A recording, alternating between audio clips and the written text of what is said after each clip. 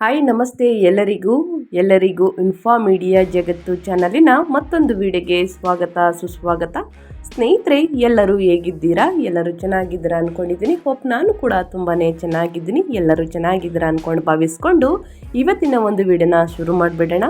ಇವತ್ತಿನ ಒಂದು ವಿಡಿಯೋದಲ್ಲಿ ಮಿಥುನ ರಾಶಿ ಮಾಸಿಕ ರಾಶಿ ಭವಿಷ್ಯ ಅಂದರೆ ಜುಲೈ ತಿಂಗಳಿನಲ್ಲಿ ಏನೆಲ್ಲ ಅದೃಷ್ಟದ ಫಲಗಳನ್ನು ಗಳಿಸಲಿದ್ದಾರೆ, ಯಾವುದರ ಬಗ್ಗೆ ಬಹಳಷ್ಟು ಎಚ್ಚರಿಕೆ ವಹಿಸಬೇಕು ಮಿಥುನ ರಾಶಿಯವರು ಅನ್ನೋದನ್ನ ನೋಡ್ತಾ ಹೋಗೋಣ.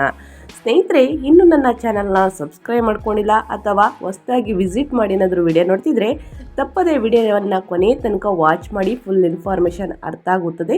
ವಿಡಿಯೋನ ಸ್ಕಿಪ್ ಮಾಡ್ಕೊಂಡು ನೋಡೋದ್ರಿಂದ ಫುಲ್ ಇನ್ಫಾರ್ಮೇಷನ್ ಅರ್ಥ ಆಗಲ್ಲ.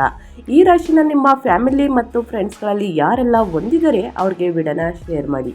ಯಾರೆಲ್ಲ ಸಬ್ಸ್ಕ್ರೈಬ್ ಮಾಡ್ಕೊಂಡಿದ್ದೀರಾ ಅವ್ರಿಗೆ ಥ್ಯಾಂಕ್ ಯು ಸೋ ಮಚ್ ಅಂತ ಹೇಳ್ತಾ ವಿಡಿಯೋದ ಕಡೆ ಗಮನ ಕೊಟ್ಬಿಡೋಣ. ಜುಲೈ 2025 ಜಾತಕವು ಮಿಥುನ ರಾಶಿಯ ಸ್ಥಳೀಯರು ಈ ತಿಂಗಳು ಸರಾಸರಿ ಫಲಿತಾಂಶಗಳನ್ನು ಪಡೆಯಬಹುದು ಎಂದು ಸೂಚಿಸುತ್ತದೆ. ವೃತ್ತಿ ಮನೆಯ ಅಧಿಪತಿ ಈ ತಿಂಗಳು 4ನೇ ಮನೆಯಲ್ಲಿ ಇರುವುದರಿಂದ ಸ್ನೇಹಿತರೆ ಅನಿರೀಕ್ಷಿತ ಆದಾಯ ಕೂಡ ಸಿಗಲಿದೆ. ಇನ್ನು ವೃತ್ತಿ ಮನೆಯ ಅಧಿಪತಿ ಸ್ನೇಹಿತರೆ ಈ ತಿಂಗಳ 4ನೇ ಮನೆಯಲ್ಲಿ ಇರುತ್ತಾರೆ. ಆದರೆ ಗುರು ಈ ತಿಂಗಳು ರಾಹುವಿನ ಆರ್ದ್ರ ನಕ್ಷತ್ರದಲ್ಲಿದ್ದಾರೆ. ಅಂತಹ ಪರಿಸ್ಥಿತಿಯಲ್ಲಿ ಜನರು ಕೆಲವು ಉತ್ತಮ ಫಲಿತಾಂಶಗಳನ್ನು ನಿರೀಕ್ಷಿಸಬಹುದು ಮತ್ತು ನಿಮ್ಮ ಕೆಲಸಕ್ಕಾಗಿ ಪ್ರಯಾಣಿಸುವ ಸಾಧ್ಯತೆಗಳಿವೆ. ಅಂತಹ ಪರಿಸ್ಥಿತಿಯಲ್ಲಿ ಜನರು ಕೆಲವು ಉತ್ತಮ ಫಲಿತಾಂಶಗಳನ್ನು ನಿರೀಕ್ಷಿಸಬಹುದು ಮತ್ತು ನಿಮ್ಮ ಕೆಲಸಕ್ಕಾಗಿ ಪ್ರಯಾಣಿಸುವ ಸಾಧ್ಯತೆಗಳಿವೆ. ವ್ಯಾಪಾರ ಸಂಬಂಧಿತ ವಿಷಯಗಳ ಬಗ್ಗೆ ಮಾತನಾಡಿದರೆ ಸ್ನೇಹಿತರೆ ಈ ಅವಧಿಯು ಮಿಥುನ ರಾಶಿಯವರಿಗೆ ಸಹಾಯಕವಾಗಬಹುದು. ಶಿಕ್ಷಣದ ದೃಷ್ಟಿಕೋನದಿಂದ ಜುಲೈ 2025 ತಿಂಗಳ ಅನುಕೂಲಕರ ಫಲಿತಾಂಶಗಳನ್ನು ನೀಡಬಹುದು. 4ನೇ ಮನೆಯ ಅಧಿಪತಿ ಬುಧ ಈ ತಿಂಗಳಲ್ಲಿ ಸ್ನೇಹಿತರೆ ಅಥವಾ ಈ ಅವಧಿಯಲ್ಲಿ ಉತ್ತಮ ಸ್ಥಾನದಲ್ಲಿರುತ್ತಾರೆ.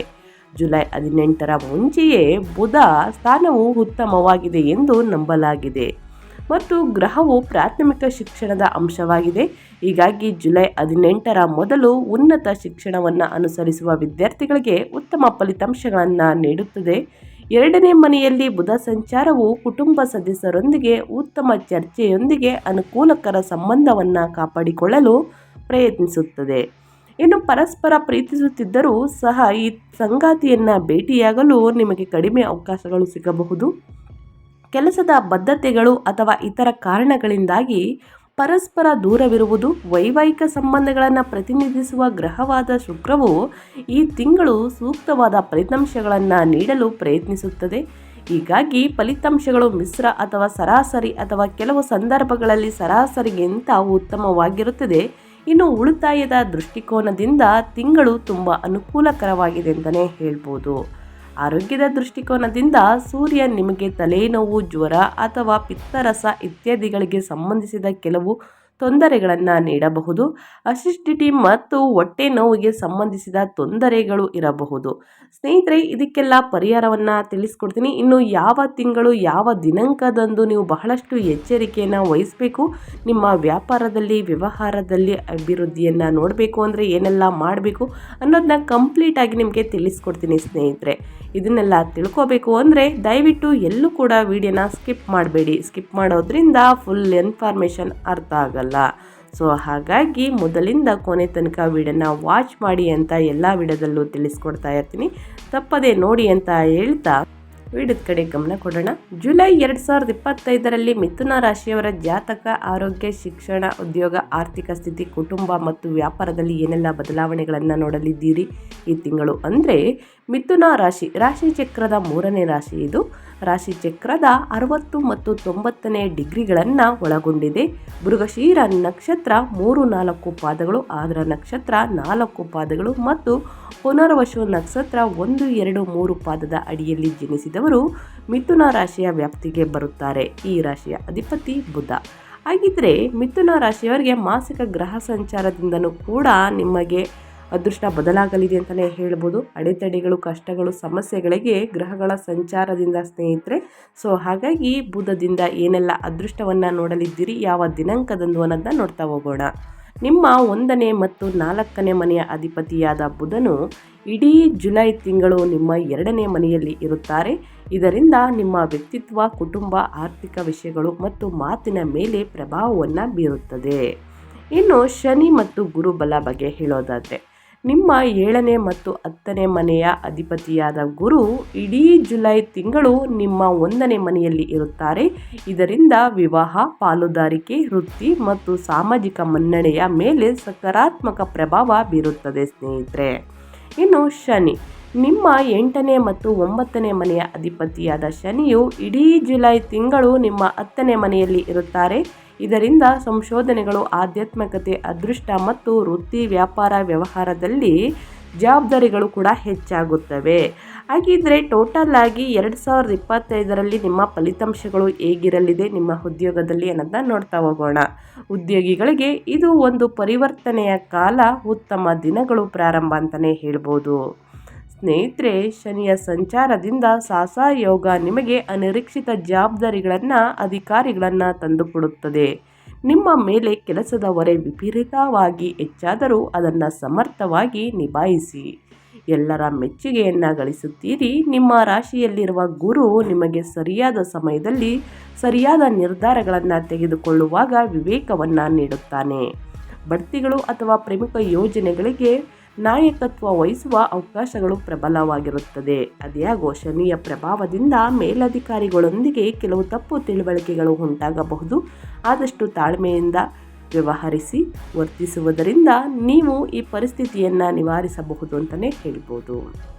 ಇನ್ನು ನಿಮ್ಮ ಹಣಕಾಸಿನ ಬಗ್ಗೆ ಹೇಳೋದಾದರೆ, ಹಣಕಾಸಿನಲ್ಲಿ ಏನೆಲ್ಲ ಬದಲಾವಣೆಗಳು ಆಗಲಿದೆ, ಜುಲೈ ತಿಂಗಳಲ್ಲಿ ಯಾವುದರ ಬಗ್ಗೆ ಬಹಳಷ್ಟು ಎಚ್ಚರಿಕೆ ವಹಿಸಬೇಕು ಮಿಥುನ ರಾಶಿಯವರು ಅನ್ನೋದನ್ನ ನೋಡೋದಾದರೆ, ಆರ್ಥಿಕವಾಗಿ ಈ ತಿಂಗಳು ಮಿಶ್ರ ಫಲಿತಾಂಶಗಳನ್ನು ನೀಡುತ್ತದೆ. ನಿಮ್ಮ ರಾಶಿಯ ಅಧಿಪತಿಯಾದ ಬುಧನು ಸ್ನೇಹಿತರೆ 2ನೇ ಮನೆಯಲ್ಲಿ ಇರುವುದರಿಂದ ನಿಮ್ಮ ಮಾತಿನಿಂದ, ಬುದ್ಧಿವಂತಿಕೆಯಿಂದ ಹಣ ಸಂಪಾದಿಸುವ ಮಾರ್ಗಗಳು ಕಾಣಿಸಿಕೊಳ್ಳುತ್ತವೆ. ಆದಾಯಕ್ಕೆ ಕೊರತೆ ಇರುವುದಿಲ್ಲ.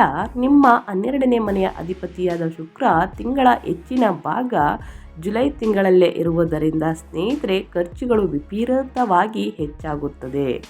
ವಿಶೇಷವಾಗಿ ವಿಲಾಸ, ಬಟ್ಟೆ, ಪ್ರಯಾಣ, ಮೋಜು ಮಸ್ತಿ, ಮನೋರಂಜನೆಗಾಗಿ ಹೆಚ್ಚು ಖರ್ಚು ಮಾಡುತ್ತೀರಿ. ಹೂಡಿಕೆಗಳಿಗೆ ಇದು ಸರಿಯಾದ ಸಮಯವಲ್ಲ. ಮುಂದಿನ ತಿಂಗಳ ತನಕ ಕಾಯುವುದು ಉತ್ತಮ. ಗಳಿಕೆ ಚೆನ್ನಾಗಿದ್ದರೂ ಅನಗತ್ಯ ಖರ್ಚುಗಳನ್ನು ನಿಯಂತ್ರಿಸುವುದು ಬಹಳ ಅವಶ್ಯಕ ಅಂತಲೇ ಹೇಳ್ಬೋದು. ಅನಗತ್ಯ ಖರ್ಚುಗಳಿಂದ ಮುಂದಿನ ದಿನಗಳಲ್ಲಿ ಹಣಕಾಸಿನ ಪ್ರಾಬ್ಲಮನ್ನು ನೋಡಬೇಕಾಗುತ್ತದೆ ಮಿಥುನ ರಾಶಿಯವರು. ಹಾಗಾಗಿ ಖರ್ಚುಗಳನ್ನು ನಿಯಂತ್ರಿಸುವುದು ಬಹಳ ಅವಶ್ಯಕ ಸ್ನೇಹಿತರೆ. ಇನ್ನು ಕುಟುಂಬ ಮತ್ತು ಸಂಬಂಧಗಳ ಬಗ್ಗೆ ಏನೆಲ್ಲ ಅದೃಷ್ಟವನ್ನು ನೋಡಲಿದ್ದೀರಿ, ಯಾವುದರ ಬಗ್ಗೆ ಯಾವ ದಿನಾಂಕದಂದು ಬಹಳ ಎಚ್ಚರಿಕೆ ವಹಿಸಬೇಕು ಮಿಥುನ ರಾಶಿಯವರು. ಈ ತಿಂಗಳು ಅಂದರೆ ಜುಲೈ ತಿಂಗಳು ನಿಮಗೆ ವೈವಾಹಿಕ ಜೀವನ ಮತ್ತು ಪಾಲುದಾರಿಕೆ ಸಂಬಂಧಗಳು ಬಹಳ ಚೆನ್ನಾಗಿರುತ್ತದೆ ಸ್ನೇಹಿತರೆ. ನಿಮ್ಮ ರಾಶಿಯಲ್ಲಿರುವ ಗುರು ನೇರವಾಗಿ ನಿಮ್ಮ 7ನೇ ಮನೆಯನ್ನು ನೋಡುವುದರಿಂದ ನಿಮ್ಮ ಜೀವನ ಸಂಗಾತಿಯೊಂದಿಗೆ ಅನ್ಯೋನ್ಯತೆ ಹೆಚ್ಚಾಗುತ್ತದೆ. ಅವರಿಂದ ಸಂಪೂರ್ಣ ಬೆಂಬಲ ನಿಮಗೆ ದೊರೆಯುತ್ತದೆ. ಇವರ ಜೊತೆಗೆ ನಿಮ್ಮ ತಂದೆ ತಾಯಿಯಿಂದನೂ ಕೂಡ ಸಂಪೂರ್ಣ ಬೆಂಬಲ ಮಿಥುನ ರಾಶಿಯವರಿಗೆ ದೊರೆಯಲಿದೆ. ನಿಮ್ಮ 3ನೇ ಮನೆಯಲ್ಲಿ ಕೇತು ಇರುವುದರಿಂದ ಸಹೋದರರೊಂದಿಗಿನ ಸಂಬಂಧಗಳಲ್ಲಿ ಸ್ವಲ್ಪ ದೂರ ಅಥವಾ ವಾದ ಉಂಟಾಗಬಹುದು ಅಥವಾ ಜಗಳಗಳು ಕೂಡ ಉಂಟಾಗಬಹುದು. ತಿಂಗಳ ಕೊನೆಯಲ್ಲಿ ಮಂಗಳನ ಸಂಚಾರದಿಂದ ನಿಮ್ಮ 4ನೇ ಮನೆಗೆ ಹೋಗುವ ಕಾರಣ ಮಂಗಳ ಮನೆಯಲ್ಲಿ ಸ್ವಲ್ಪ ಅಶಾಂತಿ ಉಂಟಾಗಬಹುದು. ಮೊದಲೇ ತಿಳಿಸಿರುವ ಹಾಗೆ ಜಗಳಗಳು, ಸಮಸ್ಯೆಗಳು, ಅಡೆತಡೆಗಳು, ತೊಂದರೆಗಳು ಅಥವಾ ದೂರ ಪ್ರಯಾಣಿಸುವುದು ನಿಮಗೆ ಸ್ವಲ್ಪ ಸಂಬಂಧಗಳಲ್ಲಿ ಕಂಡುಬರಬಹುದು. ನಿಮ್ಮ ಸಂಗಾತಿಯ ಬೆಂಬಲದಿಂದ ಈ ಸಮಸ್ಯೆಗಳನ್ನು ಪರಿಹರಿಸಿಕೊಳ್ಬಹುದು. ಅವರ ಮಾತನ್ನು ಆದಷ್ಟು ಕೇಳಿಸ್ಕೊಳ್ಳಿ, ಆಲಿಸಿ ಅಂತಲೇ ಹೇಳ್ಬೋದು. ಅವರು ಏನು ಜವಾಬ್ದಾರಿಯನ್ನು ಕೊಡ್ತಾರೆ ಅದನ್ನು ಪಾಲಿಸುವುದು ಉತ್ತಮವಾಗಿರುತ್ತದೆ ಈ ತಿಂಗಳಲ್ಲಿ.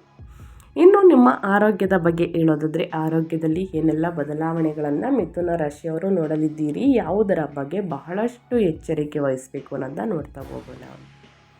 ನಿಮ್ಮ ರಾಶಿಯ ಅಧಿಪತಿಯಾದ ಬುಧ ಸ್ನೇಹಿತರೆ, ನಿಮ್ಮ ಆರೋಗ್ಯದ ದೃಷ್ಟಿಯಿಂದ ಈ ತಿಂಗಳು ಗುರು ನಿಮ್ಮ ರಾಶಿಯಲ್ಲಿ ಇರುವುದು ನಿಮಗೆ ಒಂದು ರಕ್ಷಣಾ ಕವಚದಂತೆ ಕೆಲಸ ಮಾಡುತ್ತದೆ. ದೊಡ್ಡ ಅನಾರೋಗ್ಯ ಸಮಸ್ಯೆಗಳು ಏನು ನಿಮ್ಮನ್ನು ತೊಂದರೆಗೊಳಿಸುವುದಿಲ್ಲ. ಹಾಗಾಗಿ 3ನೇ ಮನೆಯಲ್ಲಿ ಕೇತು ಮಂಗಳವಾರ ಪ್ರಭಾವದಿಂದ ಧೈರ್ಯವು ಸ್ನೇಹಿತರೆ ಮತ್ತಷ್ಟು ಹೆಚ್ಚಾಗಲಿದೆ. ಕೈಗಳಿಗೆ ಅಥವಾ ಭುಜಗಳಿಗೆ ಸಣ್ಣ ಪುಟ್ಟ ಗಾಯಗಳಾಗಬಹುದು. ತಿಂಗಳ ಮೊದಲ ಭಾಗದಲ್ಲಿ ಸೂರ್ಯನ ಸಂಚಾರದಿಂದಾಗಿ ಬಹಳಷ್ಟು ಎಚ್ಚರಿಕೆ ವಹಿಸಿ. ಕಣ್ಣುಗಳಿಗೆ ಸಂಬಂಧಿಸಿದ ಸಮಸ್ಯೆಗಳು ಇರಬಹುದು. ವಿಶ್ರಾಂತಿಯನ್ನು ತೆಗೆದುಕೊಳ್ಳಿ. ತಂಪಾದ ಸ್ಥಳಗಳಲ್ಲಿರುವುದು ಮತ್ತು ಧ್ಯಾನ ಮಾಡುವುದರಿಂದ, ಯೋಗ ಮಾಡುವುದರಿಂದ, ವ್ಯಾಯಾಮವನ್ನು ಮಾಡುವುದರಿಂದ ನಿಮ್ಮ ಆರೋಗ್ಯವನ್ನು ಕಾಪಾಡಿಕೊಳ್ಬಹುದು ಸ್ನೇಹಿತರೆ. ಇನ್ನು ಅತಿಯಾಗಿ ಸಣ್ಣ ಪುಟ್ಟ ಸಮಸ್ಯೆಗಳು ನಿಮ್ಮನ್ನು ಪದೇ ಪದೇ ಕಾಡ್ತಾ ಇದ್ದರೆ ಈ ತಿಂಗಳ ಕೊನೆಯಲ್ಲಿ ವೈದ್ಯರನ್ನು ಭೇಟಿಯಾಗುವ ಚಾನ್ಸಸ್ ಇದೆ ಅಂತಲೇ ಹೇಳ್ಬೋದು. ಇನ್ನು ಅತಿಯಾದ ನಿಮ್ಮ ಆರೋಗ್ಯ ಸಮಸ್ಯೆ ಏನು ಕಂಡು ಬಂದಿಲ್ಲ ಈ ತಿಂಗಳಲ್ಲಿ. ಇನ್ನು ವ್ಯಾಪಾರದ ಬಗ್ಗೆ ಹೇಳೋದಾದರೆ, ವ್ಯಾಪಾರ ವ್ಯವಹಾರದಲ್ಲಿ ಏನೆಲ್ಲ ಅಭಿವೃದ್ಧಿಯನ್ನು ಮಿಥುನ ರಾಶಿಯವರು ನೋಡಲಿದ್ದೀರಿ, ಯಾವುದರ ಬಗ್ಗೆ ಬಹಳಷ್ಟು ಎಚ್ಚರಿಕೆ ವಹಿಸಬೇಕು ಅನ್ನೋದನ್ನ ನೋಡ್ತಾ ಹೋಗೋಣ. ಸ್ನೇಹಿತರೆ, ನಿಮ್ಮ ಭವಿಷ್ಯದಲ್ಲಿ ಈ ತಿಂಗಳಲ್ಲಿ ವ್ಯಾಪಾರಿಗಳಿಗೆ ಈ ತಿಂಗಳು ಅದ್ಭುತ ಪ್ರಗತಿಯನ್ನು ನೀಡುತ್ತದೆ. ನಿಮ್ಮ 11ನೇ ಮನೆಯಲ್ಲಿ ಶನಿಯು ಶಕ್ತಿಶಾಲಿಯಾಗಿರುವುದರಿಂದ ವ್ಯಾಪಾರದಲ್ಲಿ ಹೊಸ ಶಿಖರಗಳನ್ನು ತಲುಪುತ್ತೀರಿ. ನಿಮ್ಮ ವ್ಯಾಪಾರಕ್ಕೆ ಸಮಾಜದಲ್ಲಿ ಉತ್ತಮ ಹೆಸರು, ಕೀರ್ತಿ, ಪ್ರತಿಷ್ಠೆಗಳು, ಜವಾಬ್ದಾರಿಗಳು ಬರುತ್ತವೆ. ಗುರುವಿನ ಅನುಗ್ರಹದಿಂದ ಹೊಸ ಪಾಲುದಾರಿಕೆ ಒಪ್ಪಂದಗಳು ಲಾಭದಾಯಕವಾಗಿರುತ್ತದೆ ಅಂತಲೇ ಹೇಳ್ಬೋದು ಮಿಥುನ ರಾಶಿಯವರಿಗೆ. ವಿಶೇಷವಾಗಿ ಸ್ನೇಹಿತರೆ, ಶಿಕ್ಷಣ, ಸಂವಹನ ಮತ್ತು ನ್ಯಾಯಾಲಯಕ್ಕೆ ಸಂಬಂಧಿಸಿದ ಪ್ರಕರಣಗಳಲ್ಲೂ ಕೂಡ ಈ ಸಮಯ ನಿಮ್ಮ ಪರವಾಗಿರುತ್ತದೆ. ಈ ಸಮಯ ಅದ್ಭುತ ಅನುಕೂಲಕರ ಸಮಯ ಅಂತಲೇ ಹೇಳ್ಬೋದು. ಇನ್ನು ವ್ಯಾಪಾರ ವಿಸ್ತರಣೆಗೆ ಅಥವಾ ಹೊಸ ಶಾಖೆಗಳನ್ನು ಪ್ರಾರಂಭಿಸಲು ಇದು ಸರಿಯಾದ ಸಮಯವಾಗಿರುತ್ತದೆ. ಇನ್ನು ಹೂಡಿಕೆಯನ್ನು ಮಾಡೋಕ್ಕೂ ಕೂಡ ಸ್ನೇಹಿತರೆ ಇದು ಸರಿಯಾದ ಸಮಯ. ಸೊ ಹಾಗಾಗಿ ಹೂಡಿಕೆಯನ್ನು ಮಾಡಿ ಆದಷ್ಟು ಅನಗತ್ಯ ಖರ್ಚುಗಳಿಂದ ದೂರ ಬಂದು ಹೂಡಿಕೆಯನ್ನು ಮಾಡುವುದು ಉತ್ತಮ ನಿರ್ಧಾರ ಅಂತಲೇ ಹೇಳ್ಬೋದು ಮಿಥುನ ರಾಶಿಯವರಿಗೆ. ಇನ್ನು ವಿದ್ಯಾರ್ಥಿಗಳ ಬಗ್ಗೆ ಹೇಳೋದಾದರೆ, ಈ ತಿಂಗಳಲ್ಲಿ ಏನು ಫಲಿತಾಂಶಗಳನ್ನು ನೋಡಲಿದ್ದಾರೆ, ಯಾವುದರ ಬಗ್ಗೆ ವಿದ್ಯಾರ್ಥಿಗಳು ಎಚ್ಚರಿಕೆ ವಹಿಸಬೇಕು ಅನ್ನೋದನ್ನ ನೋಡ್ತಾ ಹೋಗೋಣ. ವಿದ್ಯಾರ್ಥಿಗಳಿಗೆ ಈ ತಿಂಗಳು ಏಕಾಗ್ರತೆಯನ್ನು ಪರೀಕ್ಷಿಸುತ್ತದೆ. ನಿಮ್ಮ ವಿದ್ಯಾಕಾರಕನಾದ ಶುಕ್ರ 12ನೇ ಮನೆಯಲ್ಲಿ ಇರುವುದರಿಂದ ಓದಿಗಿಂತ ಇತರ ಮನೋರಂಜನೆ, ಸ್ನೇಹಿತರ ಮೇಲೆ ಮನಸ್ಸು ಹೊರಳುವ ಸಾಧ್ಯತೆ ಇದೆ.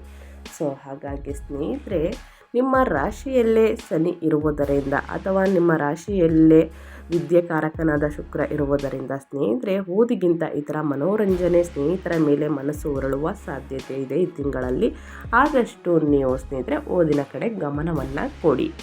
ನಿಮ್ಮ ರಾಶಿಯಲ್ಲಿರುವ ಜ್ಞಾನಕಾರಕನಾದ ಗುರು ನಿಮ್ಮ 5ನೇ ಮನೆಯನ್ನು ನೋಡುವುದು ನಿಮಗೆ ವರದಾನದಂತಿದೆ. ನೀವು ಸ್ನೇಹಿತರೆ ಎಷ್ಟೇ ಕಷ್ಟಪಟ್ಟು ಪರೀಕ್ಷೆಯಲ್ಲಿ ಓದಬೇಕು ಅನ್ನೋ ಜಯವನ್ನು ನೋಡಬೇಕು ಅಂದರೆ ಸ್ವಲ್ಪ ಕಷ್ಟಪಟ್ಟರೆ ಸಾಕು.